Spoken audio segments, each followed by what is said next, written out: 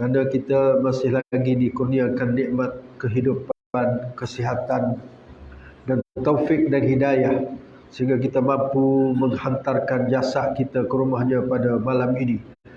Dan insya-Allah kita juga berada dalam bulan yang mulia, yakni bulan Rajab, yang selalu kita maklumkan bahawa Allah menyebut dalam Al-Quran. Kerana pentingnya bulan-bulan dalam Islam ini, Allah merakamkan tentang firman-Nya berkaitan dengan bulan-bulan yang haram, yakni bulan-bulan yang mulia, termasuk salah satunya bulan Rajab. A'udzubillahi minasyaitonirrajim. Inna iddatash syuhur 'indallahi 12 syahran fi kitabillahi yawma khalaqas samawati wal ard minha arba'atun hurum dzalika ad-dinul qayyim fala tazlimu fihinna anfusakum. Sesungguhnya bilangan atau jumlah bilangan bulan di sisi Allah Ta'ala ialah sebanyak 12 bulan. Semenjak Allah ciptakan langit dan bumi, Allah telah tetapkan sejak Dia ciptakan langit dan bumi, bulan tu mesti 12. Tidak boleh lari daripada 12. Sebab tu Januari, Februari pun 12. Kita bulan-bulan Islam kita pun 12. Semenjak Allah ciptakan langit dan bumi. Kerana bulan ni penting untuk kehidupan manusia. Manusia akan mengatur kehidupan mereka berdasarkan bulan-bulan tersebut. Dan daripada 12 itu ada 4 yang disebut sebagai bulan haram. Yang bulan yang dihormati oleh orang-orang Arab semenjak zaman dahulu lagi. Yang disebut dalam hadis sebagai bulan Salasul Mutawaliyat, 3 bulan yang berturut-turut, iaitu bulan Zulqa'dah, Zulhijjah dan juga Muharram. Zulqa'dah tu sebut yang betul. Saya peringatkan selalu, kita kena biasakan yang betul. Bukan semestinya kita biasa itu betul. Kadang yang kita duk pakai selama ni tak betul pun, tapi kerana dah selesa, padahal tak betul, tapi susah nak tinggal. Kenapa? Kerana selalu dah terbiasa. Zulqa'dah ni sebut yang betul. Itulah dalam hadis sebut Zulqa'dah, bukan Zulqa'dah. Zulqa'dah,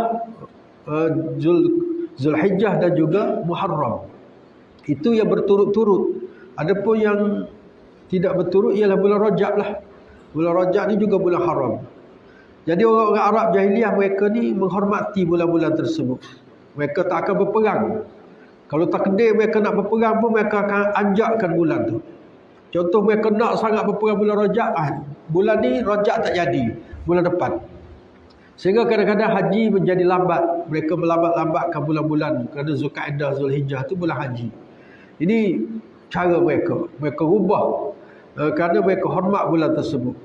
Jadi bila Islam datang, Islam terus kekalkan. Benda Islam ni dia bukan nak ubah semua perkara. Benda-benda yang elok okey je, tak ada masalah apa pun. Jadi Islam ni kekalkan bulan-bulan haram tu sebagai bulan yang dihormati dalam Islam. Cuma Allah Ta'ala berikan sedikit penambahan. Bukan sahaja tidak boleh menzalimi orang lain, berperang, menumpahkan darah dan sebagainya, tetapi fala tazlimu fihinna anfusakum. Jangan zalim diri kamu sendiri. Orang Arab jahiliah tak fikir diri sendiri ni.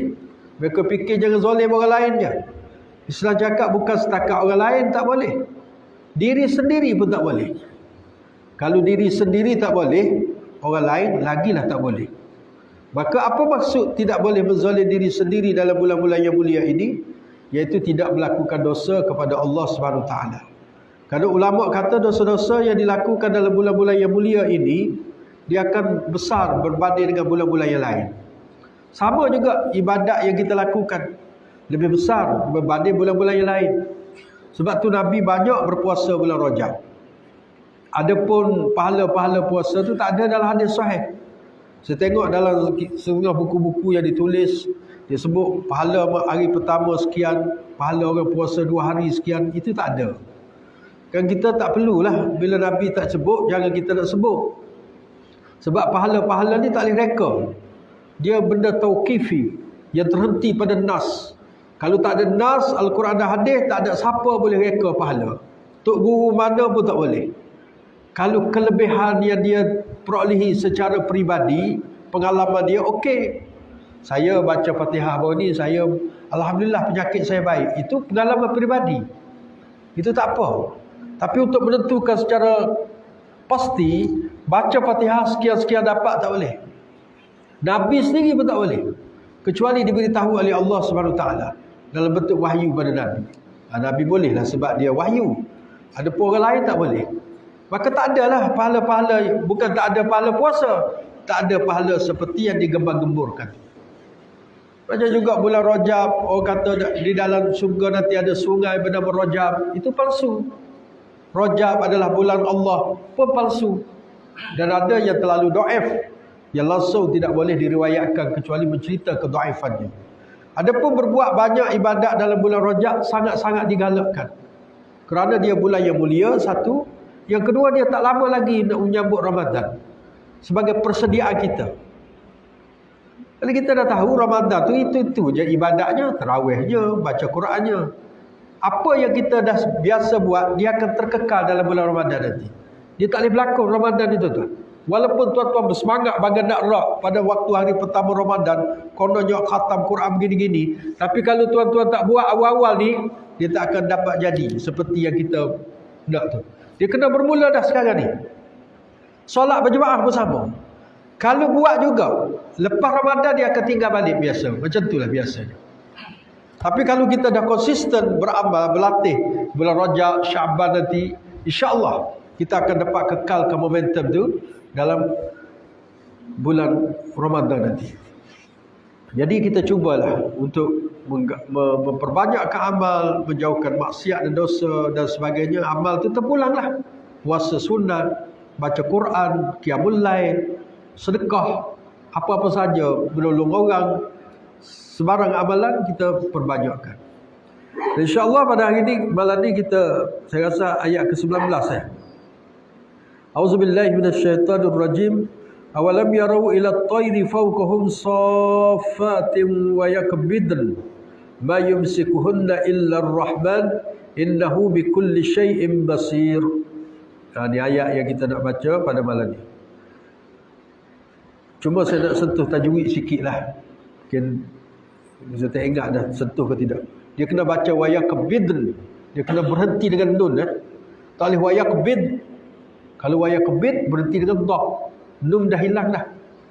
Banyak dalam Al-Quran ni kadang-kadang kita tak ambil perhatian. Contoh kalau bulan Ramadan kita sentiasa baca inna anzalna tu, imam-imam kena perhatilah. Berhenti dengan ra. Inna anzalnahu fi lailatul qadr. Kena bunyi sikit ra. Wa ma adraka ma lailatul qadr. Lailatul Qadri khairum min alfi syahr. Bukan alfi syahr. Kalau alfi syahr berhenti dengan ha tu. Ra dah buanglah satu tu. Tak cukup huruf tu. Alfi syahr. Tanazzalul malaikatu warruhu fiha biizni rabbihim min kulli amr. Salamun hiya hatta matla'il fajr. Tu. Sama dalam lain-lain pun. Macam kita baca apa? Idza jaa nasrullahi wal fath. Betul ke ha tu? Jangan wal fath. Kalau wal fath berarti kata ha dah buang juga. Kena wal fath. Kena bunyi sikit tu. Ru'ha. Wal fajr walayalil ashr wasyaf'i wal watr wal laili idza yasr. Kena berhenti macam tu. Ni kebanyakan lah kalau ada orang baca dia tak peduli kan. Inna anzalnahu fi lailatul qadr wa ma adraka ma lailatul qadr. Berhenti dengan dal. Min alfi syahr. Padahal alfi syahr. Yang ni pun sama. Safatin wa yakbidn. Berhenti dengan nun. Kalau wa yakbid, kalau wa yakbid berhenti dengan dha. Nun tu sudah digugurkan. Sedangkan dalam Quran pahala dibayar mengikut huruf. Itu satu hal. Kemudian bila kita gugurkan satu huruf, maknanya pun tak sempurna. Tak sempurna lah maknanya. Tidak seperti makna yang kita baca tu. Kalau wal fajr, apa maknanya? Tak ada makna lah. Kerana wal fajr baru ada makna. Itu sikit bab tajwid lah. Tajwid makhraj huruf. Tajwid ni dia berkhidmat untuk Quran sahaja. Dia bukan khidmat untuk benda lain. Hadis tak ada tajwid sangat. Sebab tu kita azan tu tak ada tajwid pun kadang-kadang dari sudut panjang pendeknya. Hayya 'alas salah, patut kalau tajwid kena harakah boleh panjang.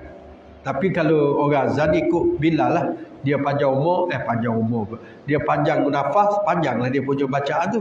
Lebih 20 pun tak ada hal. Sebab dia tak ikut tajwid.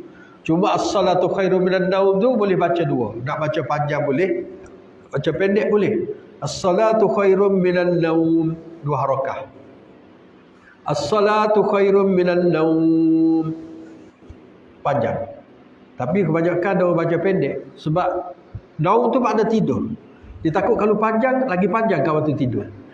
Jadi sembahyang lebih baik daripada tidur, dah cukup. Jangan sembahyang lebih baik pada tidur, macam suruh orang tidur je. Jadi itu masalah tajwid lah. Dua-dua boleh, tak ada masalah. Macam kita berdoa, Allahumma barik lana fi Rajabin wa Sya'ban wa ballighna Ramadan. Ada setengah ustaz baca Allahumma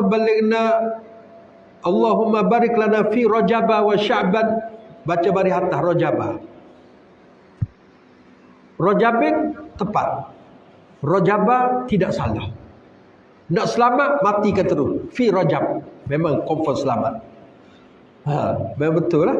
Fi Rajabin pun boleh, fi Rajaba pun boleh. Sebab tu kalau dengar ada ustaz baca Rajabin, baca Rajaba, tak payah kecoh, dua-dua boleh. Tu. Ulama nahwu cakap lah, ulama pakar bahasa Arab, dia cakap dua-dua boleh. Tu kadang-kadang kita belajar tu, bila kita belajar dengar satu je, kita mudah nak menyalahkan orang. Padahal orang lain tu pun betul juga. Macam tahiyat, saya beritahu, tahiyat tu yang kita baca at-tahiyatul mubarakah tu ada 4 hadis. Dia ada sikit beza-beza depan tu. Mana kalau terdengar kita pergi Mekah ke apa sebelah kita, orang baca tahiyat kuat sikit tapi tak sama dengan yang kita baca selalu. Itu riwayat lain betul. Daripada hadis lain. Sebab kadang-kadang Nabi tak baca satu wajah, satu jenis. Dia baca cara lain. Arti dia, patutkah mereka menutup mata, yakni tidak memerhatikan kekuasaan Allah pada burung-burung yang terbang di atas mereka? Siapakah yang menjaga ketika burung-burung itu mengembang dan menutupkan sayapnya?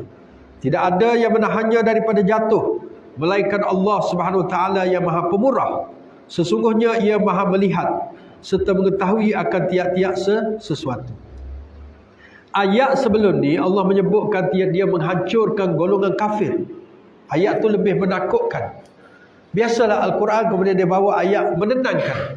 Dia suruh kita memerhatikan salah satu binatang ataupun kehidupan yang ada di sekeliling kita. Yakni burung-burung yang terbang pada setiap pagi, setiap tempat ada. Kalau di bandar-bandar besar pun kurang-kurangnya burung gagak tu. Dia ada burung.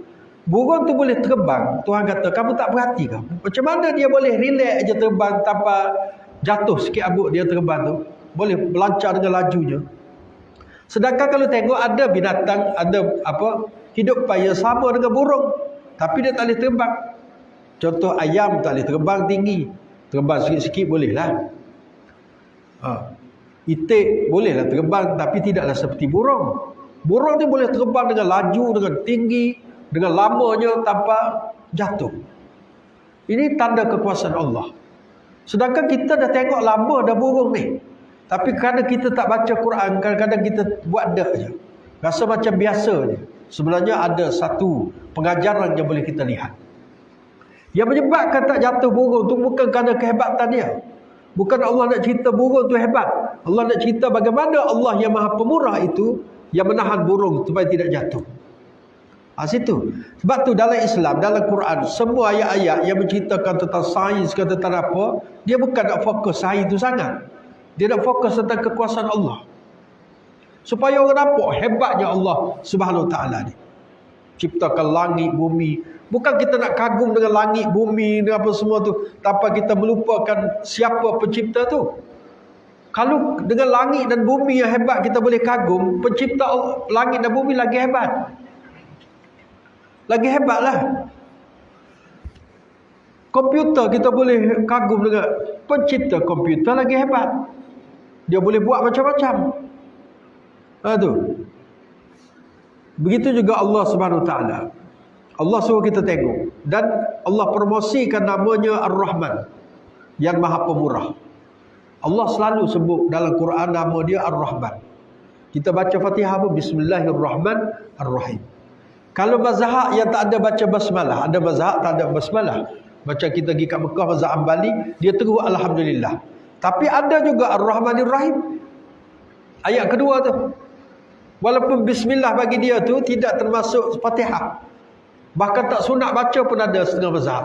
Ada sunat baca perlahan saja. Ada yang langsung tak payah baca. Terus alhamdulillah. Tetapi tetap Ar-Rahmanir-Rahim ada juga. Tapi kita yang mazhab Syafi'i ini dua kali kita sebut. Bismillahirrahmanirrahim sekali, Ar-Rahmanir-Rahim sekali.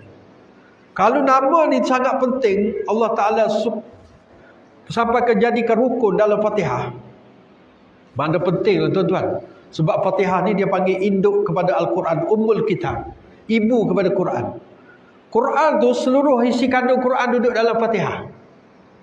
Duduk dalam Fatihah. Dan 1000 lebih ayat tu sebenarnya terkandung dalam Fatihah. Dalam Fatihah tu. Maknanya setiap ayat Fatihah tu penting. Mula bismillah dengan nama Allah. Nak buat sesuatu dengan nama Allah. Kena ikhlas dengan nama Allah. Kemudian alhamdulillah, segala puji. Puji bagi Allah yang layak dipuji.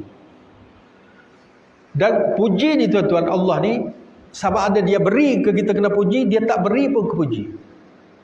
Tak semestinya diberi baru puji. Kalau puji manusia, bila diberi baru puji. Tapi kalau tak nampak pemberian Allah pun kita kena puji. Sebab banyak nikmat Allah yang kita tak perasan sebenarnya. Mana kita perasan tuan-tuan? Pertukaran sel dalam tubuh kita yang hari-hari berlaku ni. Mana kita perasan? Sel-sel yang sedang berfungsi, sel darah putih, darah merah yang sedang bekerja tu menjadi penjaga kepada antibody pada diri kita tu, kita tak perasan. Sebab tu Allah ni layak dipuji. Sama ada kita faham, kita nampak atau tidak nikmat tu datang, kita tetap memuji Allah. Dan dia pencipta seluruh alam. Dia Maha Pemurah Penyayang, Iyyaka na'budu wa iyyaka nasta'in. Akan dikau kami sembah, ibadat tak boleh kepada yang lain dan doa tidak boleh kepada yang lain. Nasta'in, minta pertolongan. Itu Allah Ta'ala suruh kita faham. Maliki Yaumiddin, menjadi raja pada hari kiamat, menguasai hari kiamat. Hari kiamat menjadi agenda utama bagi orang beriman. Apa-apa nak buat, fikir masalah akhirat nanti, apa akan jadi dengan risiko yang dia buat tu.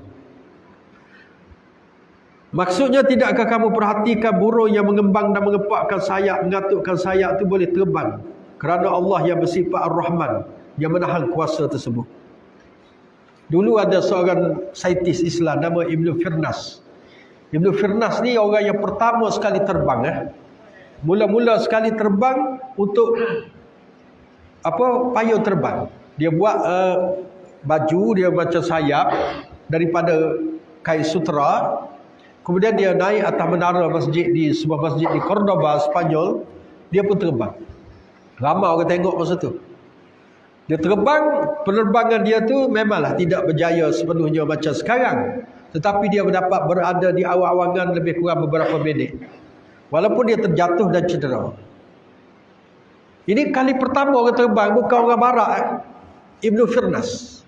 Sebab tu di lapangan terbang, contoh di Iraq apa semua, ada satu patung lapangan terbang, patung manusia Ibn Firnas sebagai penghormatan kepada dia yang mencetuskan idea untuk cipta kapal terbang. Bukan Oliver Wright dan Wilbur Wright, bersaudara yang kononnya cipta kapal terbang, sebenarnya dicetuskan oleh Ibn Firnas. Cuma dia dekat 1000 tahun sebelum Wilbur Wright dapat idea tersebut. Dan dia buat cubaan kali pertama itu. Kemudian cubaan dia juga menggunakan macam jentera, macam kapal terbang lah. Asah kepada kapal terbang. Mulanya pakai sayap aja, itu asah pada payung terjun. Dan yang dia guna jentera ni, mengikut zaman dia lah, agak berjaya. Dapat terbang beberapa minit dalam keadaan yang lama juga. Walaupun jatuh, tidak mendarat dengan sempurna, dan dia cedera. Tetapi inilah asas kepada kajian orang-orang selepas itu untuk mencipta kapal terbang. Sebab dulu kan tuan-tuan, kita dah beritahu barat ni dia tak ada apa, dia zaman kegelapan. Dia tak ada sains-sains ni. Sebab gereja kontrol semua. Gereja yang conquer semua pemikiran orang. Tak ada orang boleh bertentangan dengan gereja-gereja dengan padri-padri. Tak boleh. Kononnya dia tahu semua. Padahal dia bukan orang ilmuwan pun padri ni. Mereka nak belajar dengan siapa? Setakat belajar kitab Taurat, kitab Injil yang sudah diubah suai. Ada padri nak tulis nama sendiri pun tak boleh pada zaman tersebut. Tapi dia conquer. Menyebabkan saintis-saintis barat yang buat kajian bertentangan dengan gereja, siap. Akan dihukum bunuh, dipenjarakan. Antaranya Galileo, seorang yang mengatakan bahawa bumi itu bulat. Gereja tak boleh terima hakikat. Sebab gereja pada buat kajian. Dia duduk di gereja je. Dia sibuk nak mengampun dosa orang, nak jual tanah surga. Itu dia tipu orang masa tu.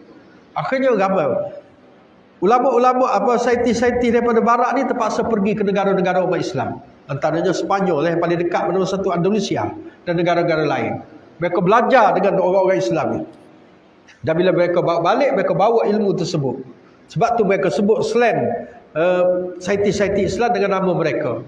Contohnya Ibn Sina mereka sebut sebagai Avicenna. Khawarizmi, yang mereka algebra apa semua tu. Algebra tu bahasa Arab tu. Al tu mana ada orang putih cakap al. Kecuali Spanyol tu sebab dia terpengaruh dengan bahasa Arab. Jadi banyak sains apa semua, nama-nama apa semua berasal daripada kajian ulama Islam. Tapi bila Islam menghadapi masalah kejatuhan kerajaan Islam, maka sains diambil oleh orang barat. Sampai sekarang lah, bila sebut sains mereka lebih ke depan lah daripada kita. Walaupun kita hebat juga, ada tokoh-tokoh hebat, tapi secara keseluruhan orang tak nampak dunia Islam sebagai mereka yang mengembangkan sains. Bukan tak ada para saintis kita di luar negara apa semua yang Islam kan. Tapi dia berkhidmat di Amerika, dia apa. Jadi orang tak sebut nama dia tu. Orang sebut negara dia. Di Pakistan pun ramai saintis. Kalau tidak mana boleh buat senjata nuklear. Mereka adalah saintis mereka. Tetapi tidak seperti barat. Asalnya keagungan kita Islam itu. Sebab tu mereka sebut zaman kegelapan. Zaman kegelapan. Sehingga mereka bangkit meruntuhkan sistem beraja dan juga padri. Lalu mereka hakkan kuasa padri hanya di gereja sahaja, tak boleh campur dengan orang dah. Baptiskan orang apa semua, tak boleh keluar. Mereka hanya keluar bila orang Kristian meninggal dunia, barulah mereka keluar untuk baca belasungkawa dan sebagainya. Doa ke itu sahaja. Sampai sekarang. Dulu lagi dahsyat kuasa padri, sekarang dia hanya mengampunkan dosa. Dulu siap boleh beli jual tanah syurga. Banyak duit dia dapat. Sekarang setakat mengampunkan dosa je lah. Benda lain tak boleh buat apa lah. Jadi kita tengok ni, kehebatan Allah Ta'ala buat burung ni, saya ada tulis dalam buku saya ni. Saya ambil daripada tulisan kajian para ulama kita. Para saintis buat kajian tentang burung dan mereka yang berhasil menemukan sesuatu menakjubkan. Kita tak buat kajian. Sebab tu saya beritahu, sains dengan Islam tak boleh dipisahkan. Makin kita belajar sains, makin kita yakin dengan kuasa Allah. Makin tambah keimanan kalau kita tu ada iman. Sebab tu ayat dalam Quran berkaitan dengan ilmu sains ada 500. Dalam 6,000 lebih ayat, sains saja 500. Dan ada ayat-ayat saya nak urai pun tak boleh. Kecuali kena ada basic yang kukuh tentang sains.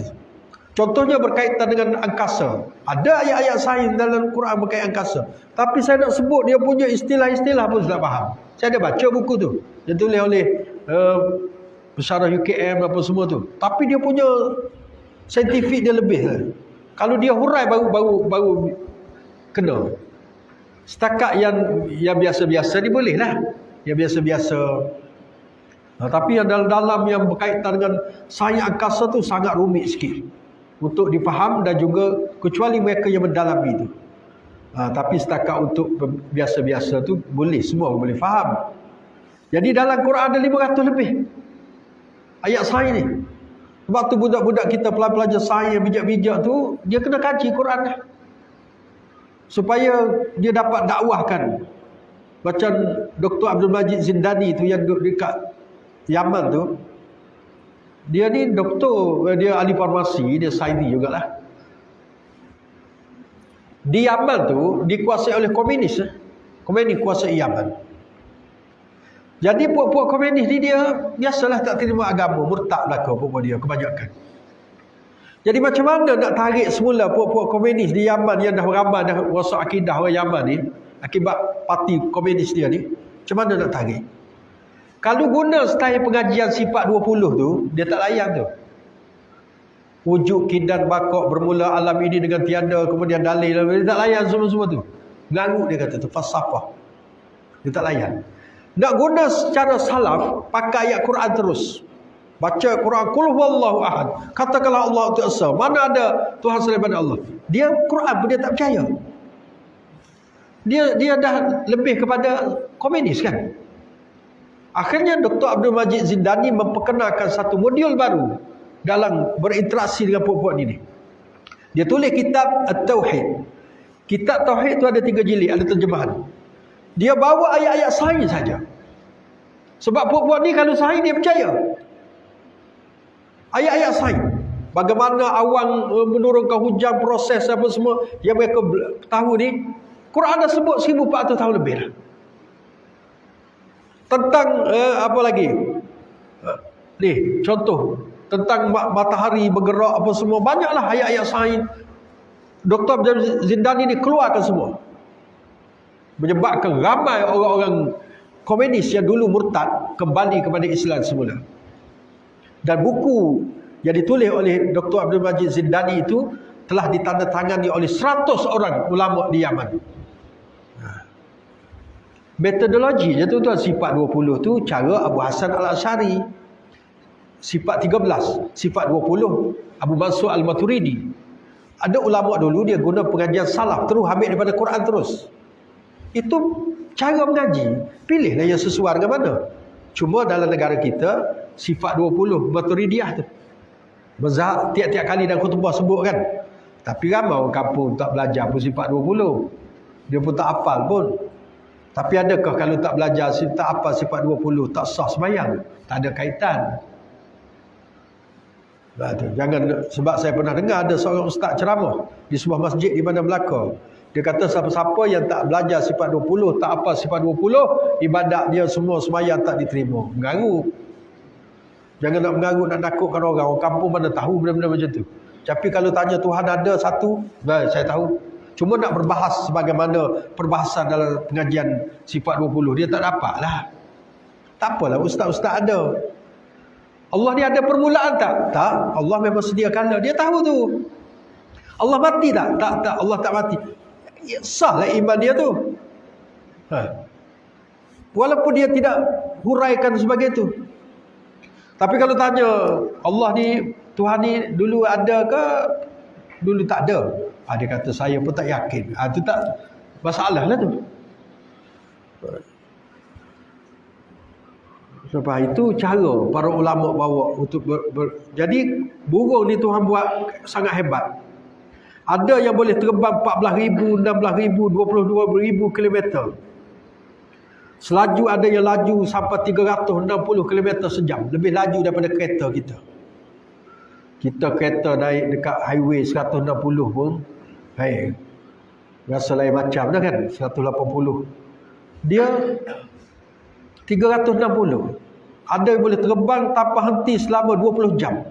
Dengan ketinggian lebih kurang 1 km. Hebat Allah buat tu. Dengan udara dekat atas, angin apa semua, dia boleh terbang. Tak berhenti, tak payah macam kapal terbang. Kena isi minyak, dia tak payah. Sampai daripada utara Afrika, daripada Afrika Utara sampai kutub selatan. Terbang. Tak ada berehat mana-mana. Siapa yang menyebabkan dia boleh tu? Allah. Allah buat burung tu supaya kita lihat tanda kekuasaan Allah. Dan Allah suruh belajar dengan burung ni. Sebab tu ada beberapa hadis yang berkaitan dengan burung. Tuhan kata, "Lau annakum kuntum tawakkalu ala Allahi haqqa tawakkulih la ruziktum kama turzaqut tayr taghdu khimasan wa taruhu bitanan."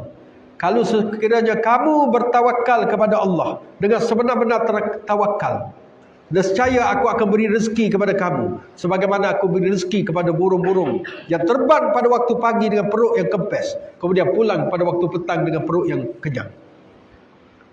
Kalau kamu seperti burung yang yakin dengan rezeki aku, tapi syarat kamu kena keluar. Kena usaha. Burung usaha. Dia tak minta dengan kerajaan Malaysia, dia tak minta dengan sesiapa, dia terbang je. Dia yakin besok rezeki dia ada. Balik kenyang dah petang. Esok keluar pula kenyang petang.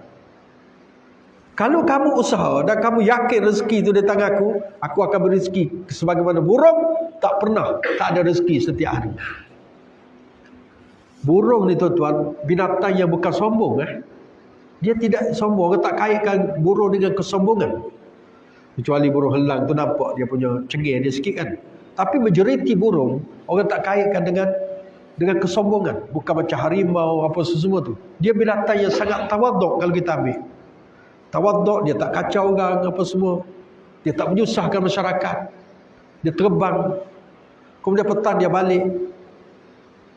Sampai kan kalau kita tengok ada burung ciak rumah tu, kalau Kelantan panggil burung ciak rumah. Yang dia bersarang di rumah orang rumah kampung dulu. Dia buat sarang. Sebenarnya Allah hantar burung itu untuk manusia. Dia zaman dulu saya tengok di kampung buat tempurung kelapa tu kan, tembuk bulat tu dia pun datang bersarang kat situ. Rupanya bila saya belajar Darul Syifa, belajar Dr. Harudin beritahu, antara penawar kepada asma, penyakit lelah, terutama kanak-kanak, ialah anak burung ciak tadi. Burung ciak rumah tu ambil anak dia kecil sebelah. Kemudian buat sup. Buat sup sampai dia punya isi dia hancur apa semua, beri minum kepada budak. InsyaAllah baik. Tu. Dia punya untuk budak-budak. Sangat mujarab. Allah buat. Dia datang bersarang tempat kita. Tu. Jadi burung ni merupakan makhluk Allah yang lemah, tapi kita tengok kehebatan dia terbang di angkasa. Tapi dia tidak pernah sombong, tidak nampak keangkuhan, tidak nampak sifat keangkuhan pada burung tersebut. Allah buat tengok. Semua binatang, semua apa tu ada dia punya sifat-sifat yang boleh kita belajar daripada mereka. Sebenarnya ada. Cuma kadang-kadang kita tak ada masa nak perhatikan. Cuma kita boleh tengoklah binatang yang dekat-dekat dengan kita. Contohnya semut. Semut kan. Contoh semut apa semua, apa lagi yang dekat-dekat dengan kita. Ayam. Kalau di kampung orang pelihara ayam, bangun pukul 3-4 pagi kita dengar dia berkokok. Tujuan dia berkokok tu nak kejut tuan ayam tu. Supaya bangun supaya tahajud ke apa. Tapi tuan ayam tak faham. Dia sembelih je kawan tu. Kerana mengganggu tidur dia. Tak, kalau tuan-tuan tengok balik, dah apa hal nak berkokok pukul 3-4 pagi? Tak boleh ke dia tidur je? Ada sebab. Dan mereka ni burung kapal mereka sangat patuh dengan undang-undang yang Allah tetapkan. Kalau waktu maghrib cuba tengok. Kalau dekat Pekan Jasing tu, burung-burung yang terbang tu penuh dekat tu, dia balik. Dia tahu waktu tu bukan waktu nak berkeliaran dah. Cuma yang manusia ni lebih teruk pada burung. Kadang dekat maghrib duk lepak lagi. Tak tahu lagi tempat. Nak balik ke masjid ke rumah tak ada. Dia burung tahu. Ayam kan kita tengok kampung kan. Dekat maghrib dia pun terbang duduk atas pokok rambutan apa semua. Tak payah tuan ayam suruh. Cuma kadang-kadang tuan ayam je tak balik lagi. Ayam tu dah balik semua dah. Ada dia mengiling kepala juga teruk tuan kita ni. Patut dia yang kena sembelih, bukan kita. Tu misalnya. Maknanya dia tahu waktu maghrib tu waktu intisyarus syayatin, bertebarannya syaitan-syaitan. Maka mereka mencari perlindungan. Tu. Mencari perlindungan. Ni ada orang pergi mancing waktu maghrib. Tak elok tu tuan-tuan. Kayu basikal. Tu. Sangat-sangat berbahaya dari satu sudut. Kalau orang pandang dari satu sudut, perubatan ruqyah apa semua ni, waktu-waktu tu waktu yang sangat kritikal kita panggil. Tidak patut keluar rumah kecuali ada hajat yang besar dan tugas-tugas yang tak dapat dielakkan. Tapi kalau sengaja nak raus supermarket bawa anak kecil, jangan. Tolonglah. Pula kayuh-kayuh basikal lagi lain kau boleh berkayuh. Dia waktu maghrib tu duduk kayuh lagi. Saya berhenti sembahyang maghrib, betul. Tetapi awak dah lalu kawasan tak apa-apa tu. Bukan masa tu Tuhan buat untuk kamu berkayuh. Malam ni untuk berehat, untuk beribadah. Tuhan buat macam tu. Dalam Quran sebut sebagai sakan. Sakan ni maknanya ketenangan kita cari pada waktu malam. Tapi dia guna untuk bersukan, main badminton. Bukan salah, bukan berdosa, bukan haram. Tapi bukan waktu yang tepat. Dan kalau kajian sains doktor pun tidak, tubuh kita ni bukan waktu itu untuk bersenam. Dia akan lebih berbahaya kesihatan berbanding dengan kesihatan. Berapa ramai orang meninggal dunia tengah main badminton malam-malam. Sebab kita ni kena tunduk kepada yang Allah buat badan kita ni. Bila kita lawan sistem yang Allah Ta'ala buat, dia akan jadi cacah berbah lah. Cacah berbah. Jadi, dan Tuhan sebut juga burung ni, dia kata masuk surga, dalam surga nanti ada sekelompok kaum yang hati mereka seperti hati burung, iaitu kelembutan, ketakutan dan kehormatan. Hati seperti burung. Orang-orang yang masuk surga ni tuan-tuan, orang yang berhati lembut. Berhati lembut, yang kadang-kadang di dunia dia suka dipelekehkan oleh orang apa semua, mungkin dia lagi baik daripada orang tu. Tapi orang sombong, takbur, tak nak tunduk kepada kebenaran, gunakan kuasa suka-suka hati je, ini merupakan tanda kesombongan seorang.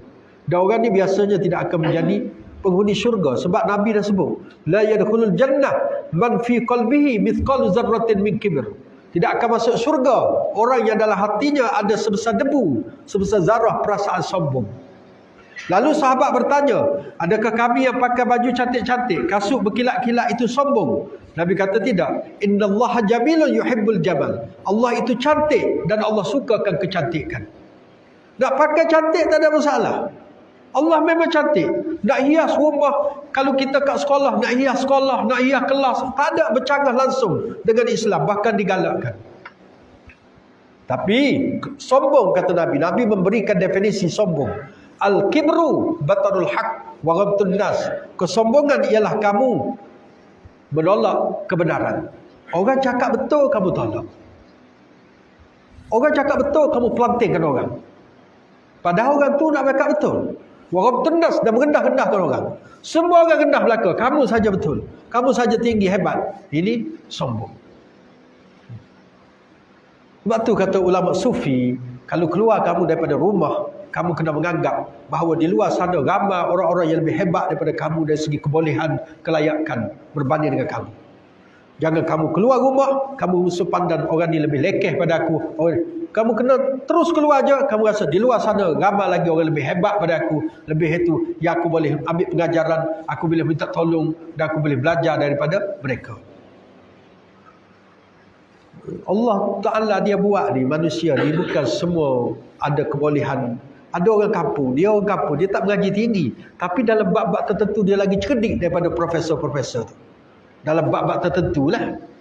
Bab ilmu profesor tu, fizik ke apa, ilmu profesor memang dia kalah lah. Tapi dalam ilmu kehidupan, ilmu survive hidup macam contoh, dia lagi hebat daripada orang sana. Sebab tu kita jangan perkecilkan, pelekehkan. Kadang orang tu akan tolong. Macam saya beritahu, kadang-kadang anak kita, ada seorang yang dia belajar tak pandai sangat, duduk kampung, kerja kampung. Kita ada anak jadi engineer, doktor apa semua, boleh bagi apa dana tiap-tiap bulan besar-besar. Hari jadi kita dia lah yang bawa barang mewah-mewah. Yang kampung ni yang tak kerja sangat ni, tak ada apa pun. Tapi ingat tuan-tuan, kadang-kadang waktu kita sakit, yang akan jaga kita, basuh kencing, basuh berak kita, yang duduk kampung ni lah. Saya dah tengok dengan mata kepala sendiri tuan-tuan. Tengok sendiri, saya tak nak sebutlah babitkan orang yang saya kenal. Anak dia ada bekas wakil rakyat ahli parlimen. Pelakon terkenal jugalah. Lepas tu pengetua sekolah. Akhir siapa yang jaga? Yang pencen askar. Pencen askar pun tak sempat dapat pencen. Sebab dia jaga isteri sakit, dia pencen awal, tak dapat pencen. Kerja kampung, jual ayam itik apa semua, macam tu kerja kampung. Isteri dia ngajar Fardu Ain, sekolah kafar Selangor. Yang tu yang dia jaga. Sampai ke keluarga tu sakit, sebab dia pun dah tua juga, kena stroke, dah tak boleh jaga, hantar ke rumah orang tua. Yang kaya-kaya ni semua yang boleh bayar orang gaji kat rumah, semua tak nak jaga. Ni saya tengok sini, tak nak jaga. Hantar ke rumah orang tua. Bayar dekat 1,000 sebulan. Bayar kat 1,000 sebulan hantar. Guna duit orang tua tu juga, duit pencen kawan tu. Guna. Lepas tu siapa yang datang tengok hari-hari tanpa pernah gagal untuk datang, yang kampung yang kerja gaji tak besar tu, hari-hari datang. Pukul 11 datang. Lepas tu dekat maghrib balik. Pukul 11 datang. Hari-hari dia datang jaga tu. Sampailah dia meninggal dunia. Sampai orang tua tu meninggal dunia. Yang anak-anak hebat-hebat ni, sebulan sekali belum tentu muncul. Tengok. Tu. Dia jangan tuan-tuan. Dia yang duduk dekat pusat-pusat pemulihan jagaan orang tua tu, saya tengok dalam ada 8 orang anak. Bukan anak tak ada, 8 orang. Seorang tak nak jaga mak bapak. Bapak dia ke mak dia tak nak jaga. Letak rumah orang tua bayar bulan-bulan. Orang kaya. Sebab tu jangan kita pelekehkan. Macam di sekolah juga. Jangan kita menganggap budak-budak yang tak pandai akademik, yang budak MPV, budak yang di warga kelas kedua di sekolah. Mereka ni lah yang akan berjasa besar kepada negara kadang-kadang. Berbanding dengan yang kerja bagus-bagus apa semua tu. Yang kadang boleh. Mereka ni lah yang kita rosak dia yang baiki. Ekor rumah kita rosak. Literate rumah kita siapa? Dia. Kau nak agak yang akademik pandai, dia ada bidang lain. Sebab tu kita jangan mana-mana sekolah, saya nasihatkanlah, kalau ada boleh sampaikan, jangan menganggap dia warga kelas kedua. Bila apa-apa program apa-apa dalam apa semua, berikan apa macam hari penyampaian hadiah ke apa, dia dinafikan. Berilah dia punya kategori dia. Jangan bandingkan dia dengan budak kelas lain itu. Dia memang tak minat belajar akademik ni. Dia lebih Allah beri otak dia kanan ke kiri, saya pun tak perasan, tapi dia lebih ke arah tu. Yang menyebabkan dialah yang banyak ni membantu masyarakat akan datang nanti. Bantu masyarakat banyak-banyak apa semua ni, dia antara boleh. Walaupun nampak dia macam tu. Anak kita pun sama. Kalau tak boleh pergi akademik, tak payah nak paksa tuan-tuan. Tak payah nak paksa. Dia ada rezeki lain Tuhan beri. Allah beri rezeki ni macam-macam jalan dia. Lalu kita pun pulaukan dia, streskan dia sampai dia jadi tertekan kerana dia tidak seperti abah-abah dia sebagai contoh. Kita banding-bandingkan pula. Ini tak betul. Dan akhirnya tuan-tuan, sifat ahli syurga kita tengok, jiwanya lembut, mudah takut dan hormatkan masyarakat dan sebagainya. Kalau orang sombong, rasa hebat apa semua, tak lama tuan-tuan, kita tengoklah nanti. Tuhan akan tunjuk sebelum dia meninggal dunia, Allah akan tunjuk orang-orang sombong atas muka bumi. Semua akan berakhir dengan bukan happy ending semua. Tengok Firaun sombong, akhirnya mati dengan dalam laut je. Bukan tentera hebat hancurkan Firaun, laut mati lemas je. Mati lemas ni tuan-tuan macam tak layak bagi seorang pemimpin besar dunia lah. Namrud bukan main sombong lagi. Siap ambil, suruh terbang dengan burung besar, panah dekat langit. Sebab dia kata Nabi Musa Tuhan Nabi Ibrahim dekat langit, dia Tuhan kat bumi. Akhirnya dia dibunuh dengan seekor nyamuk yang masuk dalam telinga dia. Dengan cerita nyamuk tu masuk, dia jadi sakit, dia pun pukul. Bila pukul nak ganggu tak boleh. Lepas tu dia suruh pembantu dia pukul. Pembantu dia memang geram lama dah nak pukul. Bila bagi peluang macam ni, dia bagi kau kalau mati kawan tu. Bukan kerana nyamuk tu, kerana dia tak boleh oleh pembantu dia sendirilah. Jadi hina. Sebutlah Abu Jahal. Abu Jahal mati dibunuh oleh Ibnu Afra, 2 orang budak. Budak bunuh. Walau Abu Jahal tu pendekar, 2 orang budak bunuh. Tuhan tak beri bunuh tu orang-orang yang standing dengan dia. Tuhan beri 2 orang budak-budak bunuh dia yang belasan tahun, yang asalnya Nabi tak benarkan dia masuk perang. Umur tak cukup. Tapi dia berayu-rayu Nabi benarkan juga. Dia masuk, dia pun mati budak tu. Tapi Abu Jahal pun mati. Abu Lahab bagaimana Tuhan hinakan pada hari kematian dia. Sampai seorang keluarga dia tak boleh ambil jenazah dia, mayat dia tu. Kerana dihurung oleh sejenis serangga yang tak ada orang boleh masuk dekat. Sehingga berhari-hari bila mayatnya dah busuk, dah berulat, barulah serangga tu tinggal. Lalu orang ambil lebih-lebih kurang je, campak-campak macam tu je. Apa jadi pada isteri yang Ummu Jamil, yang juga sama naik dengan Abu Lahab tu. Ummu Jamil bila dia mati, dia berbulu mayat dia dengan duri-duri pada pasir tu, menyebabkan susah orang nak buangkan. Allah hina. Semua Orang-orang yang jahat, yang sombong atas muka dunia, tengoklah pada hari dia hilang kuasa dan kematian datang, bagaimana Allah Ta'ala tunjukkan. Last saya nak sebut. Tu. Orang sombong di atas muka bumi. Kama Atatürk. Bukan sombong dia, bukan kaleng-kaleng tuan-tuan. Dia punya jahat lebih pada kafir. Lebih pada kafir. Bila dia merintah aja Turki, azan tukar dalam bahasa Turki. Allahu Akbar tak disebut. Allahu Buyut. Di bandar-bandar besar, semua azan dalam bahasa Turki. Di kampung-kampung, orang tak ikut lah. Di bandar-bandar semua. Tulisan Arab, tulisan Jawi, Turki, Osmanlika, tukar tulisan kepada tulisan Rom, tulisan Romi. Tak nak sikit pun terpengaruh dengan budaya Arab, budaya Quran apa semua ni. Hapuskan ke akar umi. Ulama-ulama sufi terutamanya dibunuh. Sekolah-sekolah tahfiz ditutup. Perempuan tidak dibenarkan pakai tudung. Siapa pakai tudung universiti akan dipecat. Kopiah tidak dibenarkan. Dulu ada orang takut ke kopiah. Ustaz-ustaz pakai kopiah allergi. Takut now ke kopiah. Takut apa ke kopiah? Sesuai lah dia ustaz. Dia ataupun tuan haji baru balik Mekah kan. Tak salah, lain lah dia tak masuk kelas. Kan? Nak takut apa? Lepas tu tuan-tuan, sampai peringkat Masjid Hagia Sophia yang dulu gereja, kemudian bila Islam ambil alih zaman Sultan Muhammad Al-Fatih, tukar jadi masjid. Apa Mustafa Kemal Atatürk buat? Dia tukarkan jadi kandang kuda. Sebab tu saya kata dia jahat daripada orang kafir. Orang kafir kalau Hagia Sophia tukar jadi masjid, mungkin dia tukar jadi gereja, masih lagi tempat dihormati oleh mereka. Di rumah ibadat dia tukar kandang kuda. Kuda dia berak berata-rata dalam masjid. Baru-baru ni barulah. Lepas tu bila dia dah mula jatuh, orang tukarkan jadi muzium.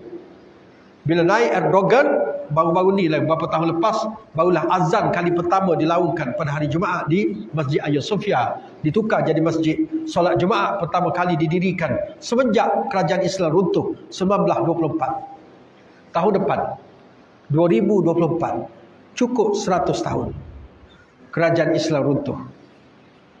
Dan setiap 100 tahun dalam hadis sebut akan ada seorang mujaddid atau kumpulan mujaddid yang akan membaik pulih agama yang sudah rosak. Dia akan membaharukan semula agama. Agama ni diselewengkan, dia akan pulih kembali. Setiap 100 tahun mesti ada. Imam Syafi'i salah seorang, Umar bin Abdul Aziz salah seorang, dan ramailah tokoh-tokoh lain lagi. Setiap 100 tahun mesti ada. Mereka ni akan bawa pembaharuan kepada agama. Orang melihat balik agama yang Islam yang sebenar setelah diselewengkan. Setiap 100 tahun. 2024 tu walaupun bukan tahun hijrah, tapi cukuplah 100 tahun. Kerajaan Islam runtuh dalam bentuk negara. Tak pernah runtuh secara global. Sejak daripada zaman Nabi Muhammad SAW, Khulafaur Rasyidin, Kerajaan Umayyah, Abbasiyah, Kerajaan Utsmaniyah. Bertukar kerajaan aja. Bertukar pusat pemerintahan. Pergi ke Turki, pergi ke Iraq, pergi daripada Madinah, bertukar ke Kufah. Bertukar tempat aja. Tapi tetap orang Islam yang bertakbir. Cuma kumpulan lain je.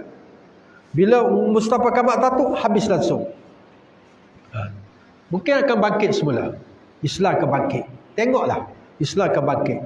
Mesti akan bangkit. Itu janji Allah dan Rasulnya. Sebab tu mereka tak bersama dengan kebangkitan ini. Dia akan rugi. Dia akan mendapat malang yang amat sangat di penghujung kehidupan dia. Nauzubillah min zalik. Jadi insyaAllah kita akan sambung. Kita ada beberapa kali kuliah ni sebab tak lama lagi kita masuk Syaban. Mungkin ada soalan. Kaitan sombong kan. Kita sombong ni banyak orang VIP, kita lah. Dia arahan pada kita dari orang anak. Dia kata tidak dibenarkan siapa-siapa orang masuk kecuali orang nama. Kalau orang miskin nak jumpa kita, tak jumpa dia tak dibenarkan. Dia kata orang ikut perintah saya. Jangan kau ikut, saya akan tidak anda tahu. Jangan kata nak jumpa lah, jumpa dia ke, jumpa dia di steno. Jadi tidak apa-apa, dah pindah pun lah. Tak soalan dia bagi. Kita nak aku. Nak jumpa dia, nak saya kalau itu salah. Kita jumpa orang tengah tak salah. Sebab tuan tengah sekarang, orang tengah. Tidur je lah. Tapi ketentuan tu, kita kena orang bawah dia, tak dibenarkan, kita tak layak ketua saya. Ketua saya, adalah tertentu saja. Apakah di orang penghidupan orang yang bawah ini, ada tak berdosa? Dosa dengan sikap ini. Padahal arahan itu daripada ketua kita ikut arahan dia. Dosa gitu. Kita kena bezakan antara kesombongan dan juga peraturan. Ada prosedur-prosedur tertentu kita nak jumpa dengan orang ni. Kalau prosedur ni dilanggar, dia menimbulkan kacau bilau juga. Semua boleh jumpa. Sedangkan ketua menteri sibuk, takkan dia nak layan, contoh ketua menteri lah. Dia takkan nak layan personal apa semua macam tu. Dia mungkin ada orang-orang itu. Cuma kadang-kadang orang tengah ni tak bekerja, tidak apa, itu salah dia lah. Tidak semestinya bila dia tak nak jumpa orang itu semua sombong. Mungkin dia nak suruh ikut peraturan. Bayangkan kalau 10 orang nak jumpa, mana larat. Semua hal benda-benda kecil pun dia nak selesai. Hal remeh-temeh kawan ni nak cerita pasal bumbung dia tercabut masa waktu tu. Itu bukan kerja dia. Walaupun memang, tapi dia adalah orang-orang buat apa latih pegawai ramai-ramai tu kalau semua atas batang tekuk seorang je. Kawan tu ada pegawai ni apa semua, bekat kampung ada lagi wakil apa semua kan. Tiba-tiba semua nak beritahu kepada ketua menteri contoh. Itu peraturan. Sombong ni kalau dia hina orang tu. Kalau makcik tu datang, apa makcik tak payah. Kadang ke orang besar yang nombor satu tak tahu pun. Contoh, dia kena bezakan di antara sombong dengan peraturan. Cuma kadang-kadang peraturan tidak diikuti. Orang yang layang tu tak ikut. Kalau dia pilih kasih, ini bukan buat aku ni, tak payah layang lah. Dia datang minta apa bantuan pun tak payah layang. Itu dia khianat dengan amanah. Oh, ini bukan kumpulan aku ni, aku tak kenal, tak payah layan. Tengok kumpulan dia baru dia layan. Ini khianat. Khianat kepada amanah. Sedangkan semua rakyat tu, rakyat sama tu. Bila dah habis pilih raya, contoh dia tak boleh kira parti dah. Dia tak boleh, ni bukan parti aku, jangan. Ini bukan, tak boleh macam tu. Ini semua rakyat dah. Sebab tu dia panggil wakil rakyat. Dia punya bukan wakil politik tertentu, wakil rakyat. Tak. Kita dah jumpa orang bawah ni semua dia. Tidak layan, dia tak terima apa-apa. Dia tak boleh buat apa-apa. Kita pun jumpa orang atasan. Tindakan sokan dia ni. Itu tujuan kita jumpa 10 kali tu cakap. Sampai tahu dia tengok cakap apa semua. Lepas dia hormat tu tak layan. Itu kadang-kadang dia kerana birokrasi lah apa macam-macam tu. Dia sombong ni, dia sipil macam ni je. Menolak kebenaran, merendah-rendahkan orang. Kalau ada pada orang tu tak kira siapa. Kita dengan isteri kita, tak sepayah orang-orang wakil rakyat apa. Kita dengan isteri kita. Isteri kita cakap betul. Kau perempuan mana tahu benda ni, padahal betul. Itu sombong tu. Anak kita tegur. Katalah anak kita tegur betul. Kita tolak kebenaran kerana sebab dia budak. Itu pun bapa yang sombong. Bukan untuk melibatkan orang-orang atas saja. Tapi lebih cenderung untuk menjadi sombong ialah orang yang berpangkat dan ada kuasa. Lebih cenderung untuk menjadi sombong. Sebab bila ada pangkat ada kuasa. Berapa ramai orang yang waktu dia tak ada pangkat tak sombong pun. Bila dia dah ada kuasa, dia mula sombong. Kerana kuasa itu menjadikan orang mudah jadi sombong. Tapi sombong bukan kena pada orang atasan saja. Orang bawahan pun sombong. Cikgu dengan anak murid mungkin boleh sombong. Anak murid dia tegur betul. Tapi kerana dia rasa dia cikgu, rasa apa, dia pun tolak kebenaran. Dia rendah-rendahkan anak murid dia. Ini juga sombong. Sombong tu, definisi dia, tolak benda betul yang benar. Terutama kalau kebenaran itu datang pada Quran dan hadis, lagilah tak boleh tolak. Dan juga merendah-rendahkan orang yang membawa kebenaran itu. Mempelekehkan orang. Last, kita baju cantik tak ada masalah. Kasut berkilat, terpulang. Nak beli berapa ikut kemampuan tak apa. Tapi jangan bila kita pakai yang cantik, kita mula merasa pandang rendah pada kawan kita yang tengok kasut dia. Oh, ni beli kat Mayday ni. Dah lah beli kat Mayday, waktu offer 70%. Yang aku ni, new arrival. Tu, yang baru sampai. Panah-panah lagi. Itu sombong. Nak pakai beg Bonia ke, beg apa ke, terpulang. Tapi jangan lekehkan beg tangan orang lain. Allah, kesian. Kalau beli cantik pun okey lah. Tak ada. Cantik ni subjektif. Kadang-kadang kita tengok cantik, orang tengok kata biasa je. Kan? Tu. Tak apalah. Setiap orang mesti tengok isteri dia cantik pada pandangan dia. Orang lain tengok tak cantik, dia punya pasal. Kan? Itu betul ya. Jadi insya-Allah pada kesempatan akan datang saya akan bawa sedikit. Okey.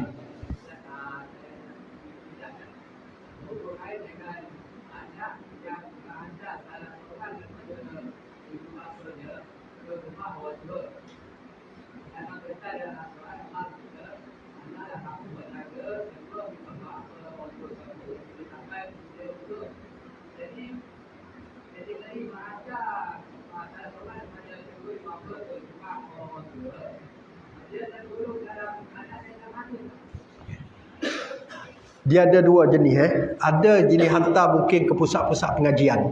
Kata mak bapak minta untuk duduk pondok apa semua. Itu permintaan ibu bapa. Dia nak beramal lebih, tak terganggu dengan cucu, itu tak ada masalah apa. Satu lagi, ada jenis mak bapak, dia kata tak apalah. Aku tengok kau sibuk ke apa kan, kau hantarlah aku mana-mana pusat, dapat aku beribadat dengan kawan-kawan. Itu pun mungkin boleh diterima lagi.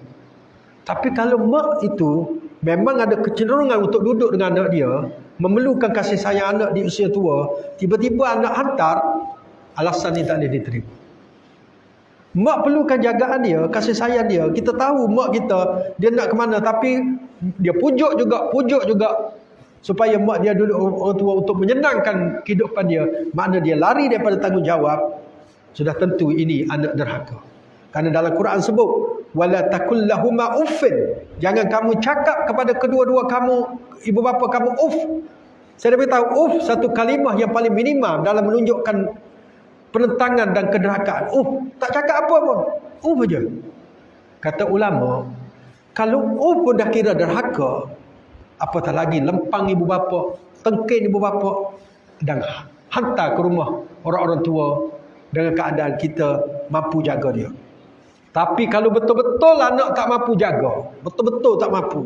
Contoh anak pun ada anak sakit juga contoh. Dia memang tak boleh urus, takut terabai ibu bapa. Sedangkan di rumah orang tua tu dia selalu pergi dan ibu bapa dia pun lebih selesa duduk kat sana. Mungkin kita boleh terima lagi. Tapi kalau ibu bapa mahu dengan anak, tapi anak cari jalan seboleh-bolehnya untuk jaga dan lepaskan tanggungjawab, ini tak ada kalimah yang boleh kita katakan, melainkan anak tu telah masuk sebagai anak yang derhaka.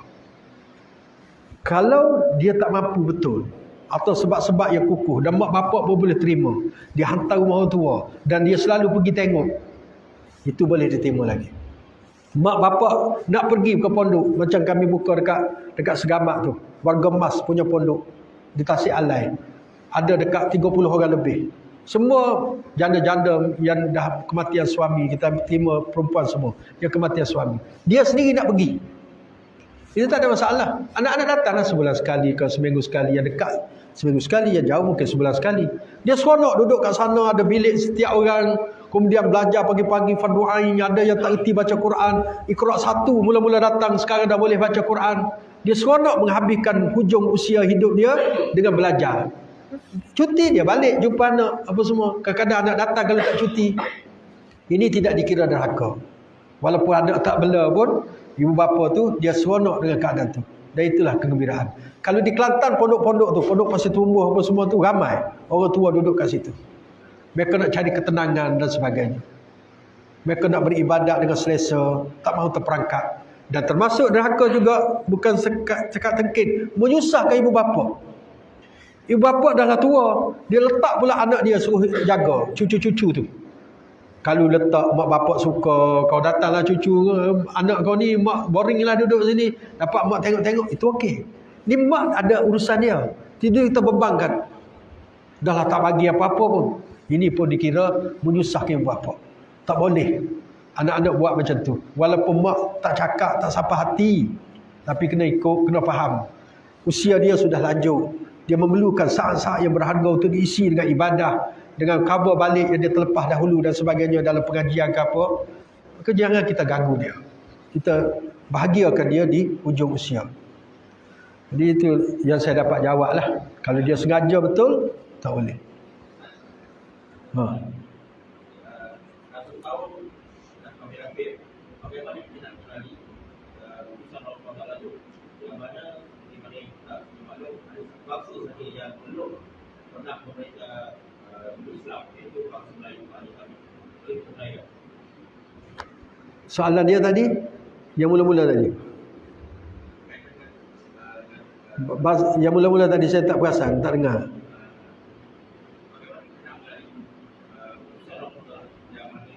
Oh, bahasa Melayu saja. Okey, dalam Quran, dalam hadis dia tidak fokus pada bahasa. Tidak fokus pada bahasa. Yang memerintah dunia ni mungkin banyak bahasa. Bahasa Arab dah. Turki kita ke Eropah, mewakili Eropah. Dan belah-belah dunia sana tu ada. Cuma Melayu ni belum lagi. Sebenarnya Melayu sudah Tuhan berikan kekuasaan di Nusantara ni. Dulu Melaka apa semua-semua kan. Kerajaan Majapahit bertukar je kerajaan Islam di Indonesia. Wali-wali Songo itu Melayu juga tu. Yang kita faham Melayu di Malaysia aja. Tu. Cuma akan datang ada setengah penceramah dia kata ni zaman ni akan Islam akan bangkit di timur. Maka Malaysia tu, tanah Melayu Indonesia ni berada di timur. Itu tidak mustahil. Sebab bangsa yang paling ramai Islam di dunia ialah bangsa negara yang paling ramai umat Islam di dunia, Indonesia. Paling besar, paling ramai umat Islam di dunia, Indonesia. Bukan Arab Saudi, Indonesia. Bangsa yang paling ramai Islam, bangsa Afrika. Bukan Afrika tu Tanzania apa, Mesir Afrika, Morocco Afrika, tu semua Afrika. Tunisia termasuk Afrika, Afrika Utara. Paling ramai. Sama ada akan datang ni orang Melayu, Tuhan akan beri, wallahu ta'ala alam. Tapi Tuhan akan beri kepada mereka yang bertakwa. Tuhan akan wariskan dunia ini kepada orang yang bertakwa kepada Allah Subhanahu taala. Kalau orang Melayu bertakwa, tak mustahil. Orang Melayu akan menjadi penyokong kepada gerakan Imam Mahdi nanti, dan kita akan menjadi bangsa yang itu.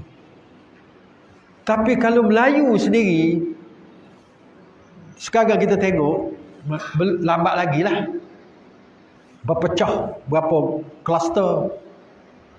Indonesia lagi teruk pada kita tuan-tuan. Dia punya ramai dia macam-macam. Yang baik-baik, yang tak baik lagi teruk pada kita. Fahaman-fahaman ni macam-macam ni. Kalau tengok dari keadaan ni, lambat lagi lah. Kita jangan nampak perhimpunan Maulid Nabi bila Habib-Habib datang itu bukan penanda aras. Dia kekuatan dari sudut kekuasaan. Bukan kekuatan menghimpunkan orang dalam satu-satu majlis seperti itu. Kekuatan kekuasaan dapat. Pemerintahan di tangan umat Islam. Kalau itu dapat, barulah kita akan di. Sebab kekuasaanlah yang akan menentukan sesuatu kerajaan itu dapat bertapa. Jadi kalau boleh bersatulah. Memang bukan kalau boleh, mesti wajib bersatu.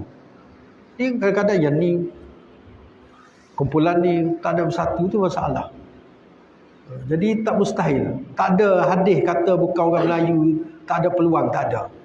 Dan tak ada juga hadis sebut secara direct orang Melayu mesti ada giliran untuk menguasai dunia, pun tak ada.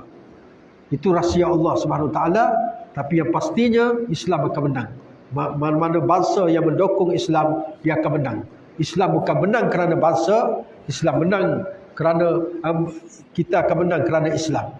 Kalau kita follow Islam, kita akan menang walaupun siapa kita. Saya nak tutup dengan kata-kata Sayyidina Umar, nahnu qaumun a'azzanallahu bil Islam, famahma nabtaghil izzah bighairi ma azzanallah azallana Allah. Kita adalah satu kaum, yakni kaum Arab yang dulu digelar belalang pada pasir, kita dimuliakan oleh Allah dengan Islam. Selama mana kita berpegang dengan kemuliaan yang Allah berikan ini, kita akan tetap menang. Kalau kita menolak kemuliaan yang Allah berikan ini, kita akan hina walaupun di bumi sendiri. Jadi berpegang dengan Islam akan Melayu. Bak kata Datuk Laksmana Hang Tuah, tak akan melayu hilang di dunia. Cuma orang tinggalkan perkataan selagi berpegang dengan Islam. Itu sebenarnya kata-kata hantuah yang sebenar. Bukan sekadar tidak akan melayu hilang di dunia. Kalau ini kita kembali semula, tak mustahil. Melaka adalah tempat Islam berdaulat dahulu. Dan tak mustahil Melaka akan menjadi pencetusnya. Tidak mustahil. Jadi saya rasa itulah saja. Tertangguh dengan kafaratul majlis. InsyaAllah dalam pertemuan akan datang kita akan cerita sedikit berkaitan Isra' Mi'raj. Isra' Mi'raj sebab kita berada dalam bulan dia. Supaya kita akan dapat ambil pengajaran. Tertangguh dengan kafaratul majlis. Subhanakallahumma wa bihamdika asyhadu an la ilaha illa anta astaghfiruka wa atubu ilaik. Bismillahirrahmanirrahim. Wal asr dal insana lafi khusr. Lilladzina amanu wa 'amilus salihat tawasaw bil haqq tawasaw bis sabr.